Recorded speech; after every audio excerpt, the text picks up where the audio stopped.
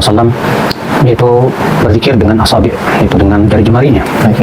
Maka yang lebih utama, yang sesuai dengan perbuatan Rasulullah SAW adalah yaitu dengan berzikir dengan jari jemari. Dan tidak pernah satupun riwayat yang sahih menyebutkan Rasulullah berzikir dengan bebatuan atau dengan biji.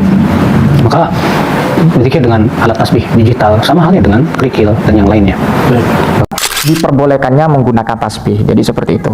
Ini dalil yang kedua yang berkaitan dengan masalah hadis. Hadis yang di atas itu tentang berzikir dengan menggunakan dengan biji kurma dan kemudian kerikil, tobat.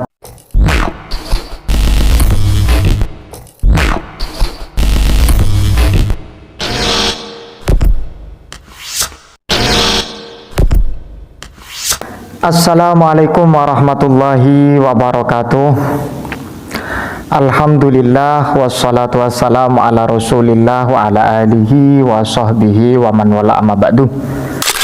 Sahabat yang dimuliakan Allah subhanahu wa ta'ala, mudah-mudahan senantiasa kita diberikan kesehatan oleh Allah, sehat jasmani dan juga sehat rohani, dan segala urusan kita diberikan kelancaran dan segala kesusahan dihilangkan oleh Allah subhanahu wa ta'ala. Kembali lagi dengan saya, dan jangan lupa like, komen, serta subscribe, sekaligus share sejauh mungkin agar video ini didengar oleh para ustadz salafi wahabi. Pada kesempatan kali ini saya akan memberikan satu sanggahan atau sekaligus perbandingan kepada ustadz salafi wahabi yang membandingkan dengan Yesenyenung. Berikan statement diantaranya adalah SAW, yaitu berzikir dengan asabi, yaitu dengan jari jemarinya. Maka yang lebih utama, yang sesuai dengan perbuatan Rasulullah SAW adalah yaitu dengan berzikir dengan jari jemari. Dan tidak pernah satupun riwayat yang sahih menyebutkan Rasulullah berzikir dengan bebatuan atau dengan biji. Maka berzikir dengan alat tasbih digital sama halnya dengan kerikil dan yang lainnya. Yang berkaitan dengan masalah subhah atau tasbih, saat berzikir menggunakan tasbih, banyak yang berkomentar khususnya dari Ustadz Salafi Wahabi bahwa tidak ada hadis yang sahih menurut mereka yang menjelaskan tentang subhah atau menggunakan tasbih. Dan kemudian tidak ada keterangan yang secara sharih tentang masalah penggunaan tasbih. Yang ada itu menggunakan biji kurma dan juga menggunakan kerikil. Jadi seperti itu ya, atau batu lah. Ada yang menyatakan bahwa itu merupakan sesuatu yang sangat bid'ah. Hukum syar'i, tasbih itu boleh atau tidak dipakai untuk berzikir? Tidak boleh. Beda hukumnya. Wow. Sehingga yang lebih utama tidak menggunakan tasbih, akan tetapi menggunakan menggunakan jari-jari. Dari berbagai pendapat ini saya perlu luruskan kepada Ustadz Salafi Wahabi yang seringkali mengkritisi apa yang dilakukan oleh kalangan ulama dan kiai Ahlus Sunnah wal Jamaah. Di zaman Rasulullah itu tidak ada yang menggunakan tasbih, karena Rasulullah itu katanya menggunakan menggunakan jari-jari, dan kemudian yang menggunakan kerikil itu tidak sahih katanya. Itu diantara yang mereka menjadi persoalan. Untuk menjawab, maka saya akan menyajikan beberapa redaksi. Yang pertama adalah riwayat dari Imam At-Tirmidzi. Warawayna fi Sunan Abi Daud At-Tirmidzi an Sa'ad bin Abi Waqqas radhiyallahu an annahu dakhala ma'a Rasulillah sallallahu alaihi wasallam. Di saat Sa'ad Abi Waqqas bersama Rasulullah sallallahu alaihi wasallam atau bertemu alam ra'atin wa baina yadaiha nawan aw hason, dan di tangan perempuan itu yang bertemu Rasulullah dan Sa'ad bin Abi Waqqas, di tangannya ada biji kurma dan juga kerikil ya.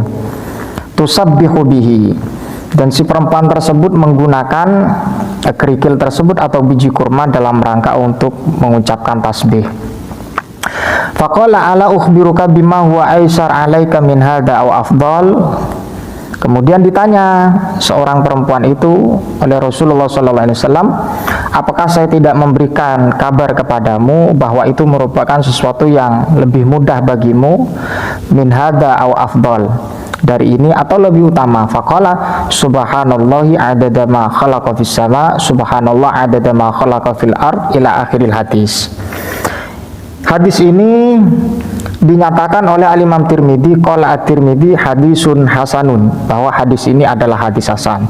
Ini satu poin sudah terjawab apa yang menjadi statement atau pernyataan dari Ustadz Salafi Wahabi yang menyatakan bahwa hadis tentang kerikil dan kemudian itu tidak hadisnya lemah kayak gitu. Ternyata Al-Imam Tirmidzi menyatakan bahwa hadis ini adalah hadisun hasanun, dan perlu kita berpikir secara cerdas, berpikir secara dingin. Yang namanya biji kurma dan kemudian anamil, jeriji, kalau memang itu yang dijadikan landasan oleh Ustadz Salafi Wahabi, itu memang fungsinya untuk i'dad, untuk menghitung apa yang telah dilakukan oleh seseorang, yaitu berzikir. Jadi berzikir itu untuk menghitung, baik itu dengan kerikil ataupun dengan biji kurma, itu kan fungsinya seperti itu, ataupun dengan tasbih, ataupun dengan anamil atau dengan jeriji, itu kan fungsinya itu untuk menghitung. Tidak kemudian itu dikatakan sesuatu yang bid'ah. Apalagi hadisnya ini disebutkan oleh Al-Imam At-Tirmidzi bahwa ini adalah hadis hasan, bukan lagi hadis dhaif. Jadi seperti itu. Dan kemudian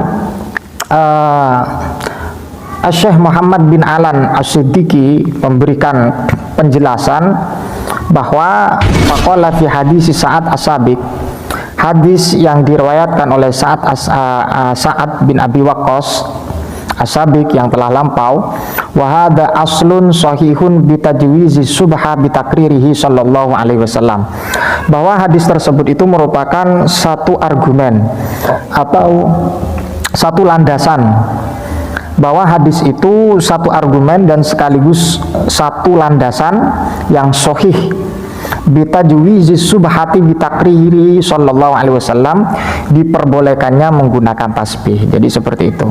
Ini dalil yang kedua yang berkaitan dengan masalah hadis. Hadis yang di atas itu tentang berzikir dengan menggunakan dengan biji kurma dan kemudian kerikil atau batu.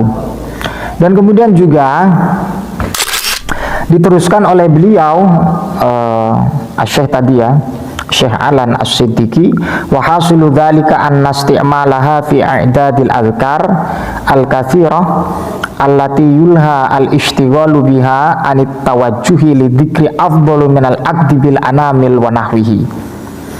Pandangan beliau tentang hadis tersebut bahwa menggunakan subhah, menggunakan tasbih di dalam zikir yang banyak, sehingga itu merupakan sesuatu yang menjadi kesibukan untuk tawajuh kepada tawajuh ataupun zikir kepada Allah, afdalu itu lebih utama minal aqdi bil anamil wa nahwihi, daripada menghitung dengan jeriji kalau zikirnya banyak ya. Kalau zikir yang sedikit itu beda nanti hukumnya, keutamaannya. Jadi prinsip yang dijadikan landasan oleh Ustadz Salafi Wahabi yang pertama yang berkaitan dengan masalah subhah itu tidak ada hadis, karena hadisnya yang berupa hadis yang menjelaskan tentang kerikil ataupun biji kurma itu dhaif, atau ada Ustadz Salafi yang menyatakan tidak ada hadis yang secara sahih. Wah, ini satu penjelasan yang sangat begitu kabur dari kajian hadis dan sangat begitu kabur dari persoalan mustalahul hadis, bahwa hadis itu adalah hadis hasan. Kita kenal kalau hadis hasan ya bisa untuk dijadikan hujah. Dan kemudian yang kedua, ketika dikatakan yang lebih afdol dengan anamil, ternyata para ulama memberikan satu tasawur ketika zikirnya banyak ya tidak mungkin kan jeriji kita kan cuma 10. Jadi agak kesulitan kalau pakai tasbih, pakai subhah sebagaimana yang disampaikan oleh Alan As-Siddiqi di dalam memberikan interpretasi daripada hadis tersebut. Sangat relevan sekali ketika zikir banyak, maka yang lebih utama menggunakan subhah daripada jeriji. Jadi seperti itu, apalagi mengatakan juga tradisi-tradisi Hindu apa itulah, tidak seperti itu ya Pak ya.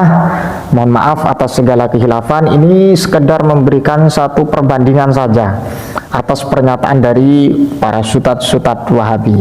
Wallahu a'lam bishawab, mudah-mudahan bermanfaat. Assalamualaikum warahmatullahi wabarakatuh.